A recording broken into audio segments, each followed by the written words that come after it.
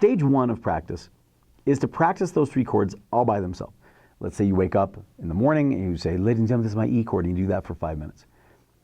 At noonish, you play the A chord for 5 minutes. At dinner time, you play the D chord for 5 minutes. Then, right before bed, I would suggest blending the chords. It's one thing to approach the chord all by itself. Let's say we're going to play an E chord, and say, well, this is my E chord. And then you take this off and do this, and then you approach it again. But it's a completely separate thing to go and move from the E chord to the A chord. So, E chord. Then the last 5 minutes of the day, I want you to find out, well, how am I going to transition? Oh my gosh. Well, let's see. I'm going to pull these two fingers there to there, and this guy's going to cross over to there. Oh, there's my A chord. Cool. And I got to mute this string. And then back. So the last 5 minutes of the day, I would like you to switch between E to A to D, D to E. Basically, just randomize them and go really, really slowly. There's no shame in going super crazy slow. The goal is to make it so that your hand knows how to switch between those chords. That's what I call stage one of practice. A chord for 5 minutes, D chord for 5 minutes, E chord for 5 minutes. And then the last 5 minutes of the day, whether they're all attached or they're separated out, blend them. That's stage one of practice. Stage two is when you stop practicing the E, the A, the D on their own, and you just spend all 20 minutes blending chords. That, by the way, might be tomorrow.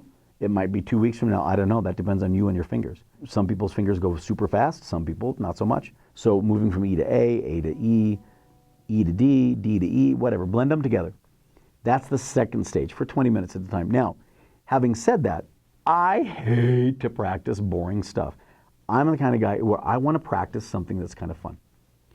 So at this point, once you can start switching fairly fluidly, I want you to try a song.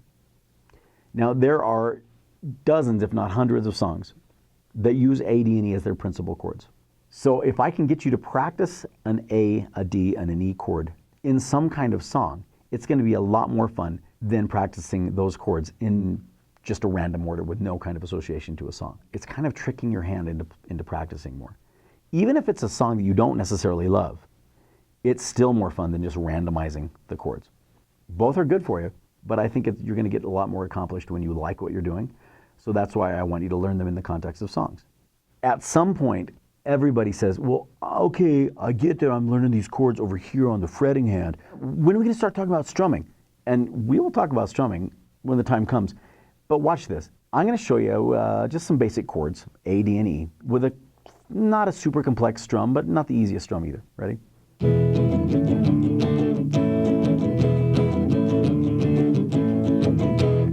Sounds awesome, right?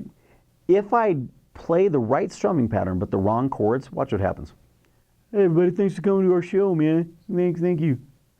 1, 2, 3, 4.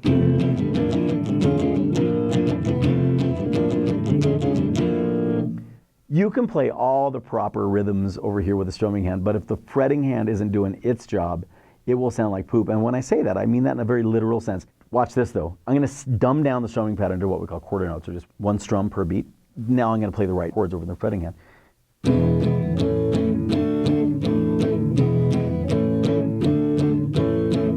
Now is that all super sweet and fancy? No, it's not.